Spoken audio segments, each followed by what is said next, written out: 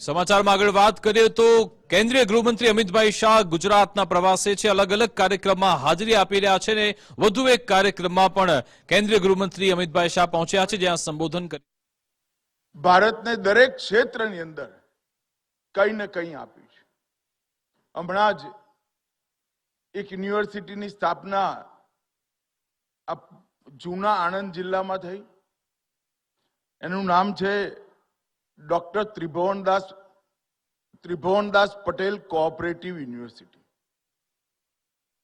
ત્રિભુવન કાકાએ આ દેશની અંદર એક એવો વિચાર પ્રસ્થાપિત કર્યો, વિકસિત કર્યો અને એને સફળ કર્યો જે આ દેશની આજે પણ જરૂરિયાત છે।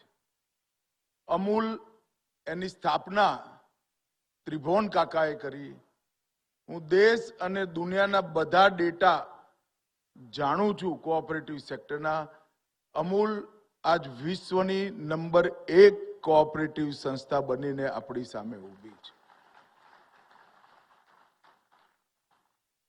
ગુજરાતની 20 લાખ કરતા વધુ બહેનો કોઈની એ શેર મૂડી 100 રૂપિયાથી વધારે નથી અને 1 લાખ કરોડનો વ્યાપાર એ સારું આખું વિશ્વ અચંબિત થઈને જોયું। એ મૂળ વિચાર આજ ભૂમિએ આપ્યો અને સફળ પણ થયો। એ જ પવિત્ર ભૂમિ પર તમે સૌએ અહીંયા શિક્ષણ પણ લીધું, તમારી વિચારવાની પદ્ધતિને ફોર્મલાઇઝ કરી અને એક સ્ટ્રક્ચર્ડ પદ્ધતિથી જ્ઞાનની પ્રાપ્તિ કરી અને આજે દીક્ષાંત સમારોહ પછી તમે ગ્રેજ્યુએટ થઈ દેશના, સમાજના, તમારા પરિવારના અને તમારા પોતાના ઉત્કર્ષ માટે કામ કરવા માટે બહાર જઈ રહ્યા છો। અહીંયા ઇનોવેશન, રિસર્ચ, એજ્યુકેશન એની તો શિક્ષા મળી જ અને એટલા માટે સરદાર પટેલનું એ વાક્ય ચરિત્ર કે બિના શિક્ષા વ્યર્થ है, એ વાક્ય આપણા સૌના જીવનનું મૂળ વાક્ય। જ્ઞાન એકલું, શિક્ષણ એકલું જ ના માનવીનું કલ્યાણ કરી શકે, ના સમાજનું, ના દેશનું કલ્યાણ, પણ જ્ઞાન અને ચરિત્ર એ બે ભેગા થાય તો માનવી અને સમાજ બંને માટે ઉપયોગી થાય। સરદાર સાહેબે કહેલું કે શિક્ષણ એ ખાલી ડિગ્રી યા અથવા સ્કિલની વૃદ્ધિ કરવા માટે તક સીમિત ના હોવું જોઈએ। યુવાઓને, વિદ્યાર્થીઓને ડિસિપ્લિન કરવા, એમના ચરિત્રનું નિર્માણ કરવાનું અને સમાજ પ્રત્યે એમની જે જવાબદારી છે એનો પરિચય કરવાનું કામ પણ શિક્ષણનું છે।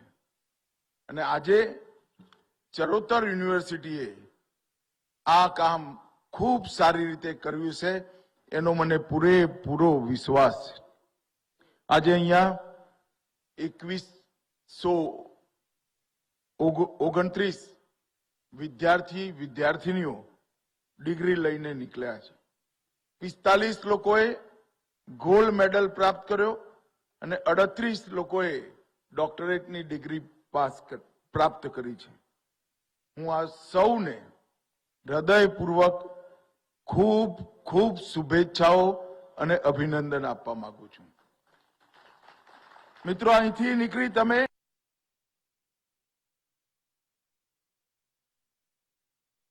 ખૂબ ખૂબ શુભેચ્છાઓ અને અભિનંદન આપવા માંગુ છું।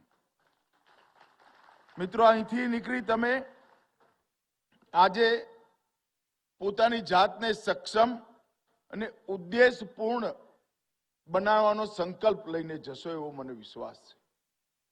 જ્ઞાનથી સક્ષમતા તો આવે પણ જે જીવનનો ઉદ્દેશ જ ના હોય એ જીવન કોઈ દિવસ પોતાના લક્ષ્ય સુધી પહોંચી શકતું નથી. અને જેને જીવનમાં મેળવ્યું છે એવા અનેક લોકોના જીવનનો મેં અભ્યાસ કર્યો છે. હું તમને કહેવા માંગુ છું કે જીવનમાં એને જ મેળવ્યું છે જેને ઉદ્દેશ નક્કી કરી એ ઉદ્દેશની પરિપૂર્તિ માટે આખું જીવન પરિશ્રમ કર્યું હોય. આજે તમે જ્યારે અહીંથી નીકળી રહ્યા છો ત્યારે તમારી ઉજ્જવળ કેરિયરની તો સંકલ્પના કરજો જ કરજો. તમારા પરિવારના બધા લોકોના ઉત્કર્ષની પણ કલ્પના કરજો. પણ સાથે સાથે સમાજ અને ભારત માટે શું કરવાનું એનો સંકલ્પ કરીને પણ આજે જવું જોઈએ.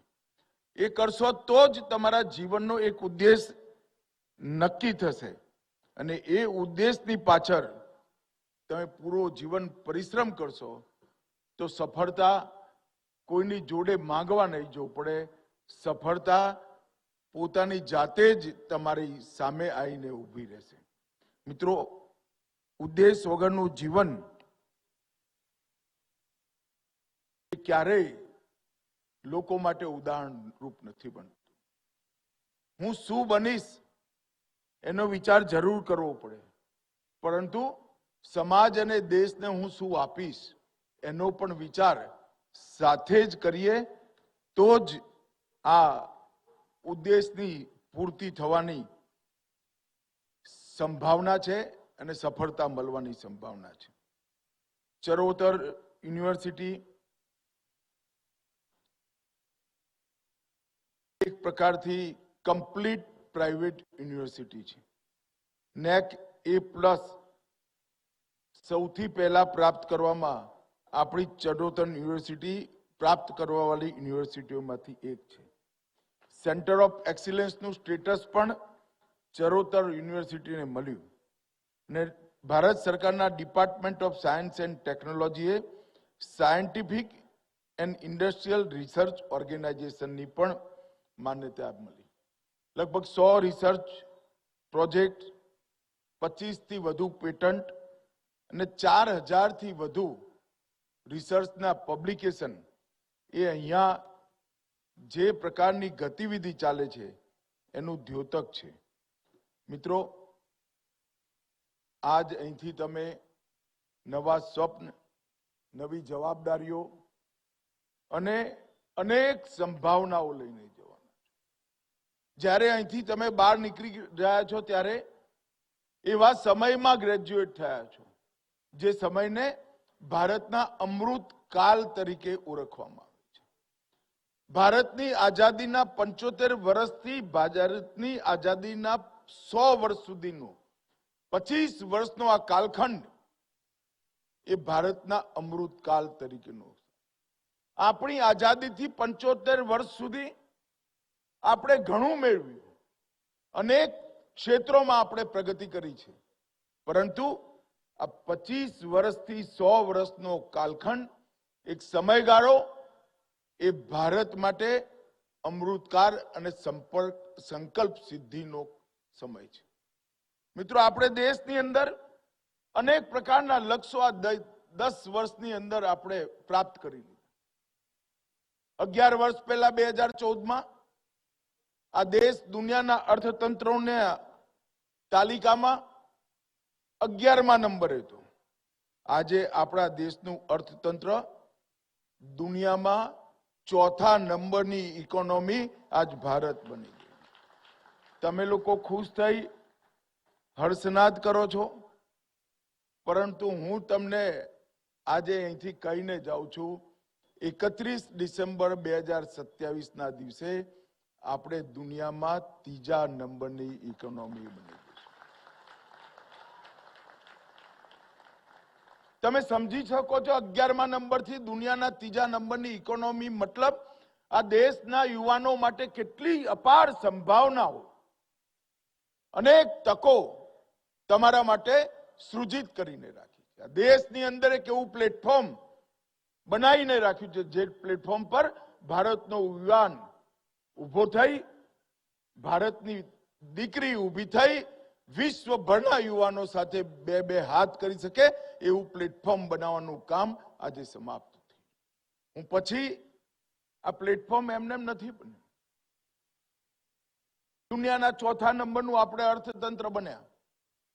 આજે દુનિયામાં જેટલા પણ ડિજિટલ ટ્રાન્ઝેક્શન થાય છે એમાંથી 50% ટ્રાન્ઝેક્શન ભારતની અંદર થાય છે અને 50% બાકીની દુનિયામાં. ચીન, અમેરિકા, રશિયા, યુરોપ બધા ભેગા થઈને 50 ટ્રાન્ઝેક્શન કરે, ભારત એકલું 50 ટ્રાન્ઝેક્શન. 2014માં આ દેશના 500 થી ઓછા ગામો કનેક્ટિવિટી ધરાવતા હતા.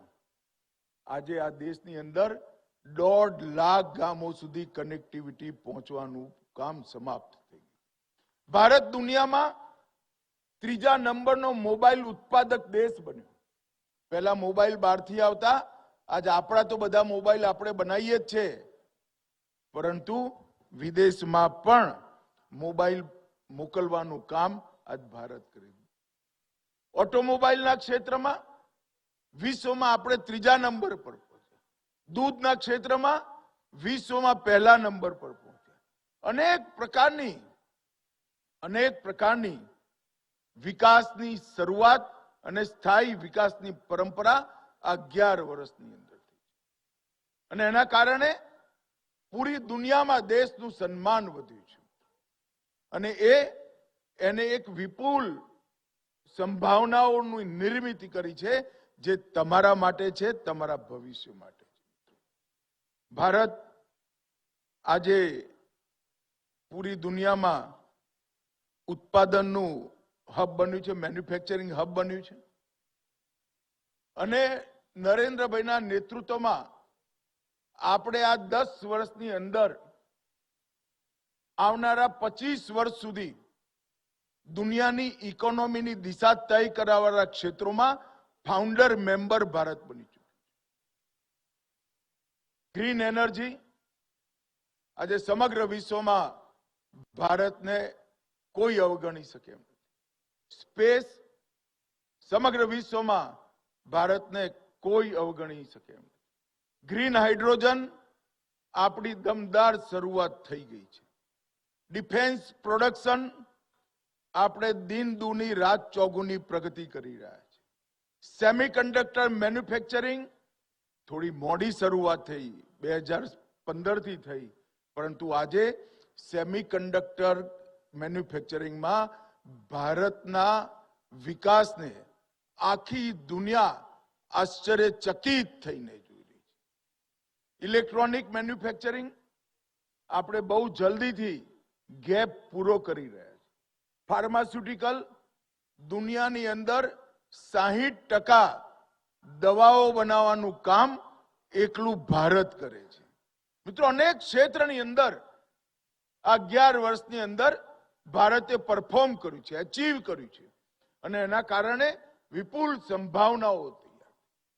અને દેશના વડાપ્રધાન નરેન્દ્ર મોદીજીએ આઝાદીનો અમૃત મહોત્સવ હતો ત્યારે દેશની સામે એક કલ્પના મૂકી. જ્યારે 15 ઓગસ્ટ 2047માં ભારતની આઝાદીના 100 વર્ષ થાય એ વખતે ભારત કેવું હોય, એના અનેક વર્ણન થઈ શકે. હેલ્થના સેક્ટરમાં શું થશે, એજ્યુકેશનમાં શું થશે, ઇલેક્ટ્રોનિક અને પ્રૌદ્યોગિકમાં શું થશે, ઇન્ફ્રાસ્ટ્રક્ચરમાં શું થશે. પણ એમને એક વાક્યમાં એનું વર્ણન કર્યું કે 2047 15 ઓગસ્ટના દિવસે વિશ્વના દરેક ક્ષેત્રમાં ભારત વિશ્વમાં